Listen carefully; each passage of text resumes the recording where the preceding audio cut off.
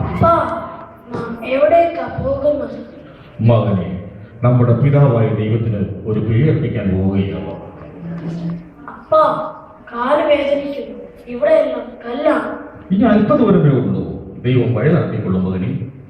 ഇതാണ് നാം യാഗമർപ്പിക്കാൻ പോകുന്ന സ്ഥലം. അതെയോ? അപ്പാ, ഞാൻ യാഗവസ്തു എവിടെ? മകനെ, അത് ദൈവം തന്നോളൂ മോനെ.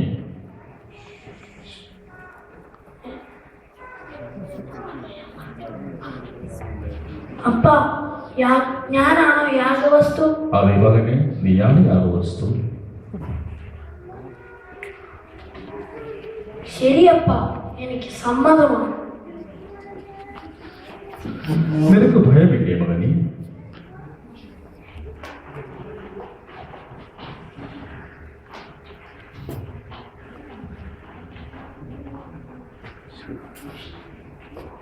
നിനക്ക് ഭയമില്ലേ മകനെ?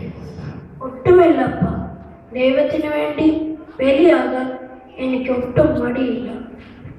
പിതാവേ, എന്റെ മകനെ ഇസഹാക്കിനെ ഞാൻ നിനക്കായി നൽകുന്നു.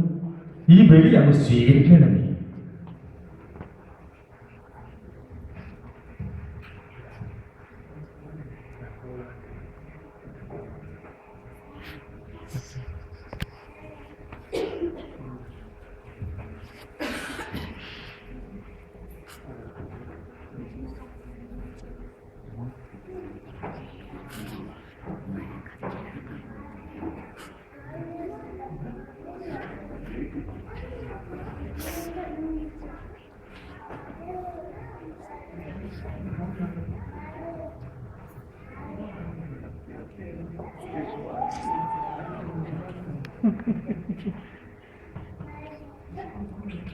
അബ്രഹാമേ, ബാലന്റെ മേൽ നീ കൈവയ്ക്കരുത്.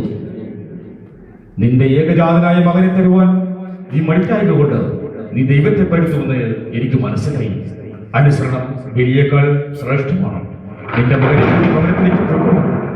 ഞാൻ നിന്നെ ഐശ്വര്യമായി അനുകരിക്കും. ദൈവമേ, നിനക്ക് സ്തോത്രം. മകനെ, എഴുന്നേൽക്കുക. ദൈവം നമ്മുടെ പ്രാർത്ഥന കേൾക്കും.